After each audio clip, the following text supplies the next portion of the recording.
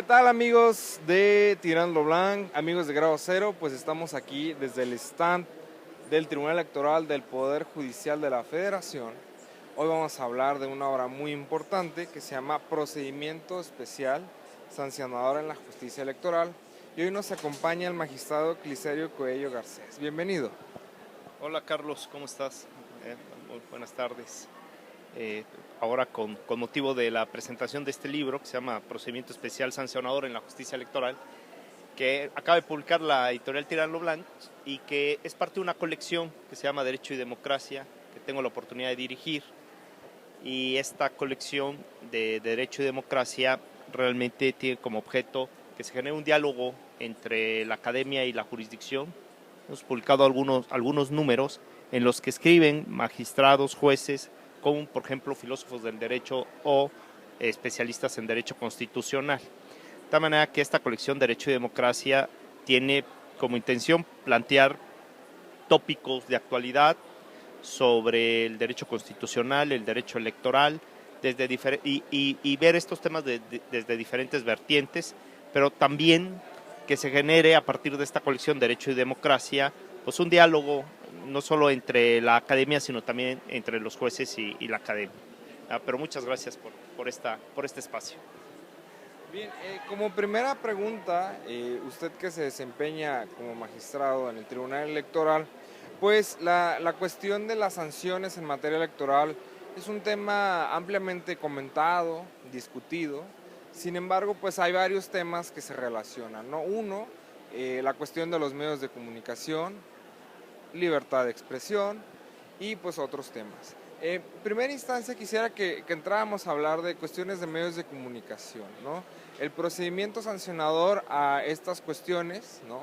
Que cada elección las vemos, me parece que para la sociedad son los procedimientos más visibles, ¿no? De alguna manera. Sí, claro. Sí, en el ámbito político electoral existen normas constitucionales que regulan el acceso a los medios de comunicación social, particularmente a la radio y televisión. Como tú sabes, existe una provisión constitucional de adquirir directamente tiempos en radio y televisión en materia político electoral. Ese es el esquema constitucional, esas son las normas que en este momento están vigentes y existe una cierta libertad para difundir propaganda electoral en otros medios de comunicación, como es el caso del Internet, las redes sociales, la prensa escrita. Estoy hablando de propaganda de carácter política o de carácter electoral. Pero también existe libertad de contenidos, por ejemplo, en los programas de noticias, en las barras de opinión, en los programas de análisis sobre asuntos de interés general o en aquellos programas con un formato específico como puede ser la parodia política como tal. Podríamos decir que en estos programas existe un margen amplio de libertad de contenidos a partir de la libertad de expresión, de la libertad informativa, de aquellos hechos que generen noticia, ¿no? Y también privilegiando que pues, en una sociedad democrática debe generarse espacios de reflexión, de análisis, de discusión, para construir una opinión pública libre y para que los ciudadanos cuenten con todos los elementos para poder tomar decisiones del ámbito público, como es el caso por excelencia de la emisión del voto, ¿no? Entonces tenemos un modelo de comunicación política muy particular para el caso mexicano y las autoridades electorales, en este caso la autoridad administrativa y el Tribunal Electoral,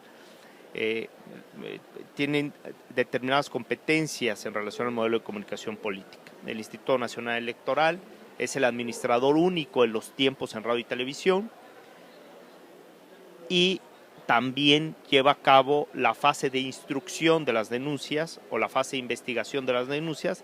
Las denuncias se presentan ante el Instituto Nacional Electoral, lleva a cabo la fase de instrucción y cuando cierra la fase de investigación remite el expediente al Tribunal Electoral, en concreto a la sala especializada del Tribunal Electoral que tengo el honor de dirigir y presidir, y es un órgano colegiado integrado por una magistrada y dos magistrados, un órgano colegiado de tres jueces.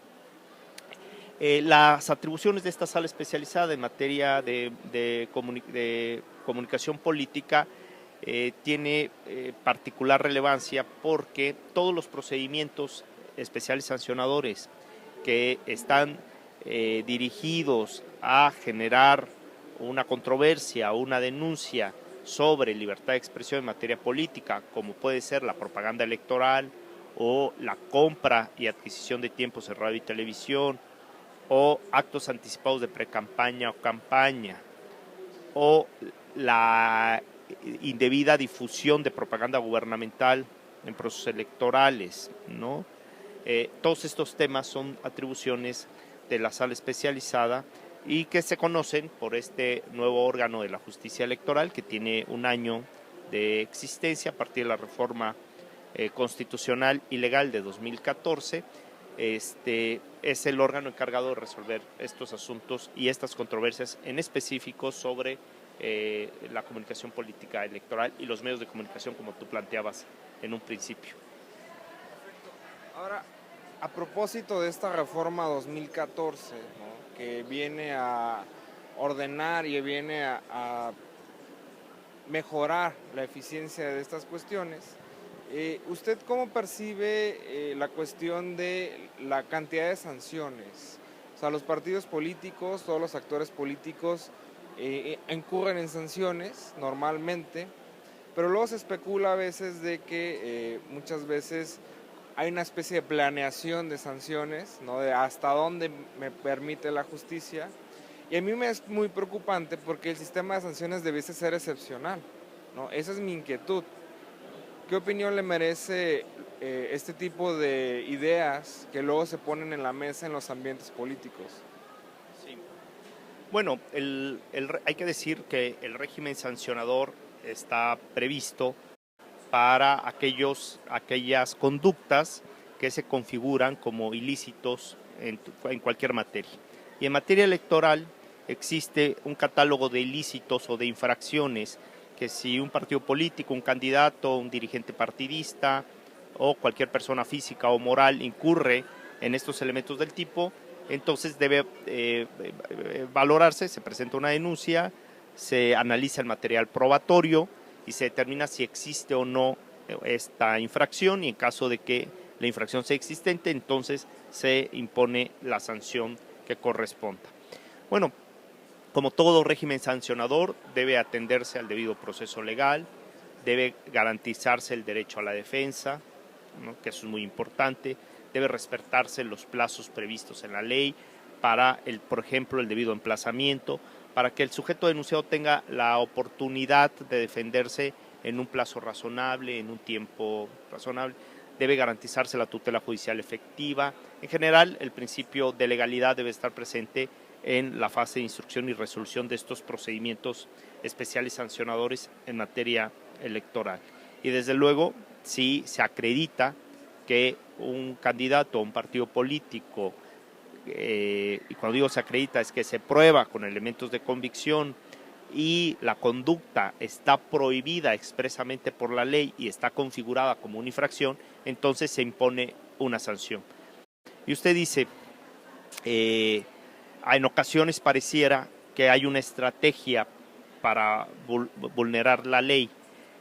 Yo creo que toda persona que está consciente que con un acto infringe una norma, también tiene conciencia sobre la consecuencia, que es, desde luego, una sanción en este caso, ¿no?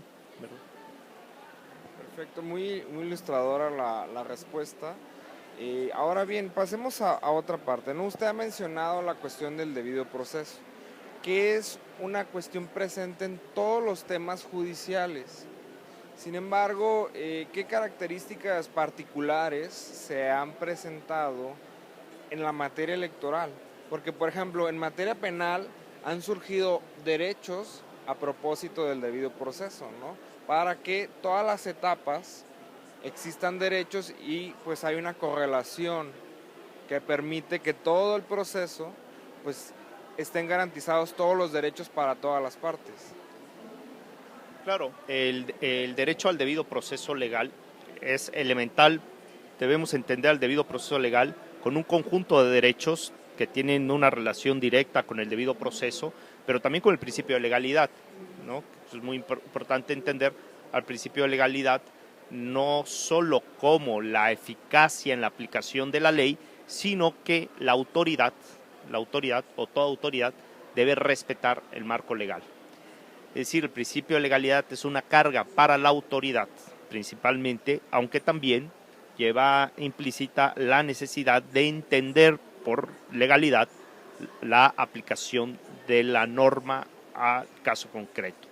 Pero cuando la autoridad se constriña a lo establecido por la ley, cuando entendemos desde una perspectiva democrática el Estado de Derecho, que es el Estado dentro del marco del derecho, es decir, el Estado constreñido por las normas, por el derecho, limitado, acotado en su actuación, cuando trasladamos esto al debido proceso, debemos entender que la autoridad encargada de llevar a cabo la instrucción o el procedimiento debe respetar las formalidades y sobre todo los derechos fundamentales de las partes.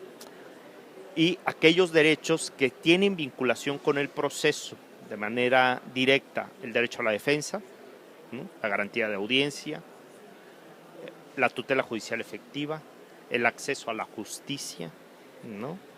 La impartición de una justicia pronta y expedita y sobre todo dar cumplimiento con el principio de legalidad de que todos los actos deben estar fundados y motivados. Si nosotros entendemos este cúmulo de derechos como parte del debido proceso, ¿no? Debemos entonces entender que la autoridad en el ejercicio de su función es respetuosa de los derechos constitucionales, de los derechos fundamentales y también de las reglas y de los plazos previstos para estos efectos. También debemos entender al debido proceso no solo desde la perspectiva eminentemente jurisdiccional, sino el debido proceso para la autoridad es el debido actuar de la autoridad. Y por eso digo que el debido proceso también tiene una relación importante con el principio de legalidad y con esta concepción que debemos de tener del Estado de Derecho democrático, que es el Estado dentro del derecho. Es verdad que las personas de alguna manera también tienen que observar y respetar las leyes, pero el Estado de Derecho principalmente lo debemos de entender como la autoridad ejerciendo sus funciones en el marco establecido por la ley, ¿no? Sí, bien, ahora avanzando en la conversación, pues también está presente la reforma de derechos humanos, ¿no? Que viene a ampliar, ¿no? Viene a definir algunas cosas que estaban pendientes y sin embargo, pues en la materia electoral ha sido siempre una materia vanguardista. O sea, hay sentencias muy importantes antes de pronunciamientos de otros tribunales. Entonces yo quisiera que nos comentara brevemente cuáles son los casos que usted considera como más relevantes de la justicia electoral que hayan sido aportación a los derechos humanos. Yo creo que son muchos los casos. Mira, este libro que se está presentando aquí en la Feria Internacional del Libro de Guadalajara en 2015, que se llama Procedimiento Especial Sancionador en la Justicia Electoral, precisamente aborda una serie de casos resueltos por la Sala Especializada y por la Sala Superior en materia de libertad de expresión, por ejemplo.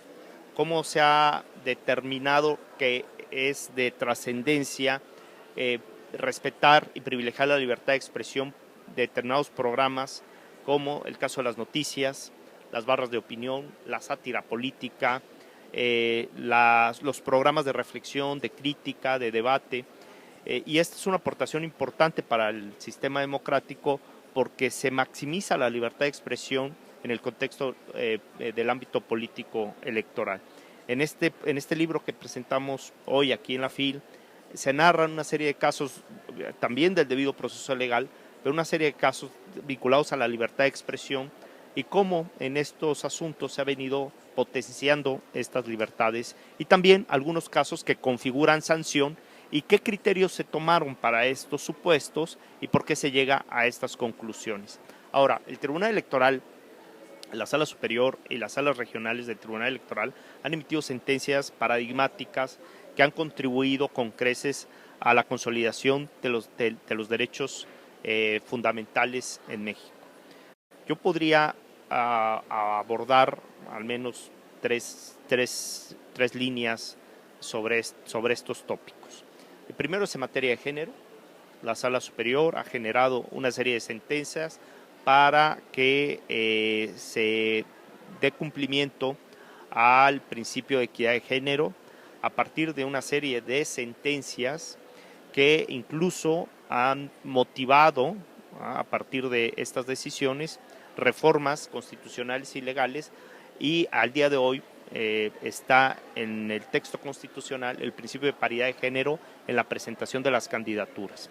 Creo que esa ha sido una línea muy importante, que a partir de sentencias y de criterios se ha logrado integraciones, no solamente de la postulación de candidaturas con equidad de género, sino en algunos casos también revisar de qué manera se integran estos órganos con las listas de representación proporcional a nivel municipal, a nivel de los congresos locales y de la legislatura federal. De tal manera que creo que esa ha sido una vertiente muy importante, una aportación muy importante del Tribunal Electoral en materia de derechos humanos. Otra es en materia de derechos indígenas.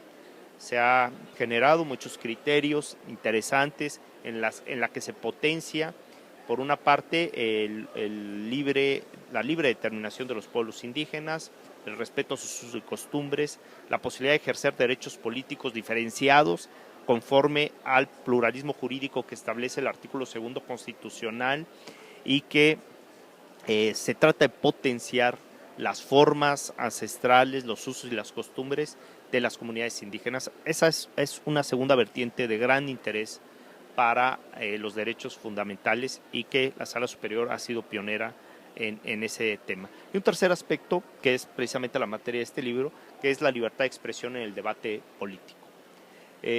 Potenciar la libertad de expresión en el debate político, eso ha sido muy importante, desde luego teniendo en cuenta que el marco constitucional da una serie de directrices, establece una serie de lineamientos, y a partir del modelo de comunicación política establecido en la Constitución y desarrollado en la ley secundaria, se ha establecido a través de criterios interpretativos cuáles son los ámbitos donde se puede potenciar estas libertades de expresión en materia política para generar una opinión pública libre, para que la ciudadanía cuente con mayores elementos para tomar decisiones en el ámbito público, bajo la idea de que difícilmente podemos hablar de un sistema democrático si no existe un ejercicio eficaz de libertades políticas principalmente, y sin que exista mecanismos de tutela, de protección o de garantía o de amparo de estos derechos, como es el caso de los derechos político-electorales. Pues, agradezco mucho yo esta conversación con usted, debido a que pues, la obra es muy interesante, y la verdad que la justicia electoral nos ha dado muchas lecciones positivas para la configuración de este Estado constitucional de derecho, y pues yo espero que podamos seguir viendo más producción académica, ¿no? El país tiene unos años muy cambiantes, de mucha discusión, de ir mejorando muchas cosas, y una gran forma de contribuir, pues, además de impartir justicia, es poner esas reflexiones en una obra. Sí, claro, yo también estoy convencido y coincido contigo, Carlos, que la jurisdicción también tiene que difundir sus criterios interpretativos, hacerlos a través de este tipo de vías, como puede ser la publicación de libros, es una de las vías, pero el tribunal también difunde su quehacer institucional a través de las redes sociales, a través de las páginas de internet, a través de aplicaciones que se pueden descargar en los teléfonos celulares, es decir, hay muchas vertientes por las cuales se puede difundir, pero desde luego el hacerlo a través de la doctrina, con criterios, ¿no? A partir de casos, eso es aportar, ¿no? al debate doctrinal, pues desde luego siempre es positivo, y desde luego esperemos que sigamos en esa ruta, ¿verdad?